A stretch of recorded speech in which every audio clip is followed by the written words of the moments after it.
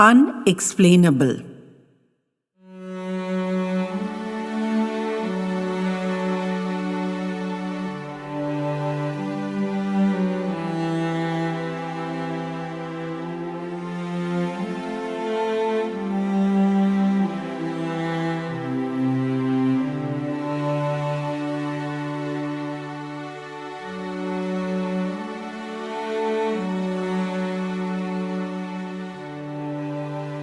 I was filled up to the brim with sadness.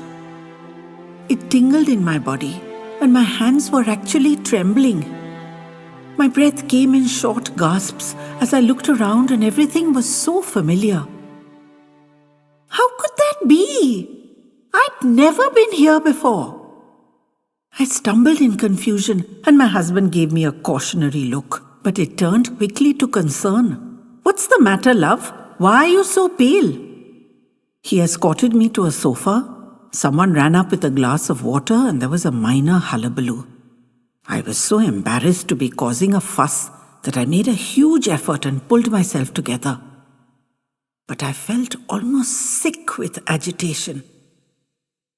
The check-in formalities were completed where we sat, so as not to inconvenience me, I suppose, and we were escorted upstairs to our room. As soon as we left the lobby, the strange feeling passed, and I felt completely normal again. I didn't know what it had been downstairs, but I was glad it was gone, whatever it was. I waved away my husband's concerns. After a rest and freshening up, Gopal, my husband, suggested we go down again, and the agitation started rising instantly. I tried my best to hold it in, but in the lobby, the sadness rose like a tide. At the front desk, Gopal asked if they had a reading room or library, and of their own volition, my eyes flew to the wall on the left side of the lobby. There was nothing there except a blank wall. But there should have been a long glass panel running right across. I don't know how I knew that, but I was certain of it. The young man at the desk asked me cautiously, "Have you been here before, ma'am?" Gopal assured him we hadn't. We used to have a reading room up there on a mezzanine floor, but it was closed up and we shifted the reading room elsewhere. "I'll take you there," he offered, coming out from behind the counter. "That seems like a good place for a reading room," Gopal said, "especially if you could look down into the lobby through some large glass windows. What have you put there instead?" I promptly stumbled again, and Gopal steadied me as the young man babbled something about offices, and Gopal announced petulantly that he didn't think that was a good use of prime space. In the reading room, we chatted with another couple and made a kind of resort friendship. Gopal changed one of the TVs in the room to a sports channel, on mute of course, and after that, the two men left us women alone to discuss our families and where we lived and other inanities. It was comfortable. But the pleasant interlude was hung over by a cloud. I was fearing having to go through the lobby on the way back upstairs. I couldn't explain the dark feeling I experienced and didn't want to mention it to anyone, even to Gopal yet. For all that fear and tension, I slept like a log that night and awoke feeling fresh. I prodded Gopal. "Shall we go for a swim before breakfast?" I asked him. "Always so enthusiastic, Anjali," he grumbled sleepily. But from his tone, I knew we were going. I got into my swimsuit happily, carefully avoiding the mirror. It was too early in the morning to go around scaring myself, I grinned. The poolside was green and calm and pretty. The water felt fresh and cool. The sun was already out and the air was warm. The only flea in the ointment was having to pass through that lobby. I just steeled myself and walked quickly, but I stumbled again in my panic, and Gopal admonished me. "Why are you always in such a hurry, Anjali? If you'd only go slowly and carefully, you wouldn't stumble. One day you're going to fall." The resort was a pleasant place, other than that one thing. We played caroms with our new friends and Chinese checkers. We read books and magazines. We had our morning swims. We watched movies. We went on what were politely called treks, but were really a drive, a relaxed amble in the fresh air, a picnic, and a contented drive back, during which many of us nodded off in the coach. 1 day passed, and 2, and 3, and my misery in the lobby abated not a whit. So on the 4th day, as Gopal dropped off to sleep in the afternoon, I told him I was going out, heard his grunted acknowledgement, and escaped. I marched up to the front desk and told the young lady there authoritatively, "I want to go up there," pointing to the blank wall covering the office. "I'm sorry, ma'am," says she. "Those are offices and guests are not permitted." "I want to see the GM then," I said calmly. It took a bit of stubbornness on my part, but they finally gave in. The GM and 2 young women escorted me, all hovering and still trying to talk me out of it. I walked firmly towards some point in the lobby where there was only a wall and potted plants, and said, completely dazed as to how I knew this, but now used to being dazed by all this strange stuff, "There was a winding staircase here." My escorts were looking pale and terribly stressed. They redirected me towards another staircase, and a kind of inevitability settled over me. I walked up to a spot, and as had now become the norm, it was a blank wall. I pointed to it and said softly, "There was a washroom here." I looked around me. The big picture window that should have been there, looking into the lobby, was now another wall. The tables and chairs and reading paraphernalia had disappeared. Everything was sterile and different, but the old images were imprinted clearly in my mind's eye. How did I know all this? I cannot tell you. I do not know.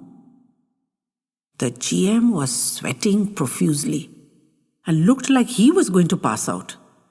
But he pushed up a chair for me and I collapsed heavily into it.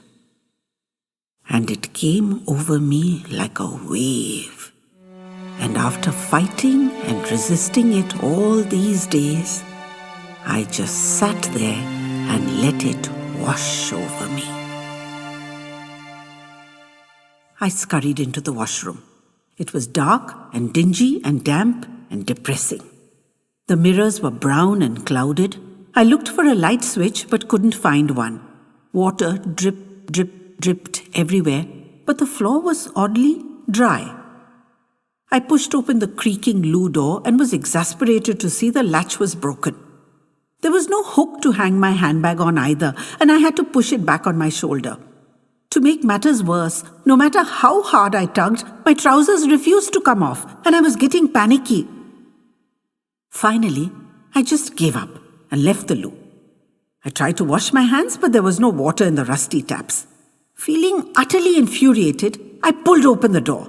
And there were 3 strange women standing outside. One stepped up and embraced me, a total stranger.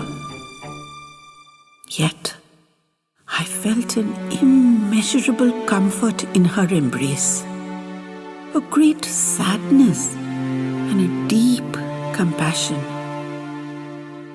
"I'm so sorry, my dear," she said kindly, pressing her warm hands into my back. I could feel their warmth through my shirt. "But you are amongst friends. We've all been there, my dear. We understand your pain, and we understand you." I can never hope to describe the liquid feeling of release I experienced, the letting go and the gush. I stood there in her embrace and then in those of the other 2 women, and something that I had held hard inside me for years and years was right out there in front of us and was washed away by their loving eyes and gentle touch. I was released from an imprisonment I hadn't known I was serving. But now that it was gone, I could feel the massive difference. Long ago, when I was very young and newly married, and Gopal and I were trying to start a family, I had miscarried. The physical pain had been the most I'd ever experienced in my young life, but the emotional trauma, 100 times that, 1,000 times that. I don't know a number large enough to describe it. It had almost broken me. I'd taken ages to recover and been too scared to face conception again. My demons lived inside me and tormented me day and night. Finally, I had conceived and carried to term, and my babies brought happiness back into my life. But they couldn't erase the old pain. The two lived side by side within me. I learned to live with the darkness. It was my most faithful bedfellow. Over the years, it hardened and calloused and formed itself into a dark, black bezoar that I carried within me but never acknowledged. I lived and functioned in the light and happiness that my children brought into my life and then their children, and while I stopped thinking about my darkness, I never forgot its existence either. Who could I share all this decades-old misery with? And the answer is, of course, nobody. In the embrace of those three women, that darkness was brought out and exposed to the full light of their compassion and empathy, and somehow it softened and melted into something different. Something I could hold without pain, only with love, and something I could live with. I cannot explain any more than that. I discovered myself slumped in the chair. The GM still looked faint. The three women were gone. In front of me, only the solid wall. Water was offered, and I drank it thirstily as if it could wash away the debris within me. It turned out I wasn't the first. There had been a few women before me. All ages, all vintages of experience. There had indeed been a washroom there, decades ago, part of the reading room facilities. Even walling it up had not reduced its power. It still drew its intended victims. No one knew who the three women were or what their sad stories were. There was no explanation for the strange episodes, but no one had ever complained. I could understand that. Those women had absolved me of a secret guilt I had carried for decades. Nothing had changed, but everything was changed. I asked that they help me back to the lobby and was relieved to find it no longer filled me with dread. I needed to catch Gopal before he came down. I had a lot of explaining to do. Explaining things that had no explanation.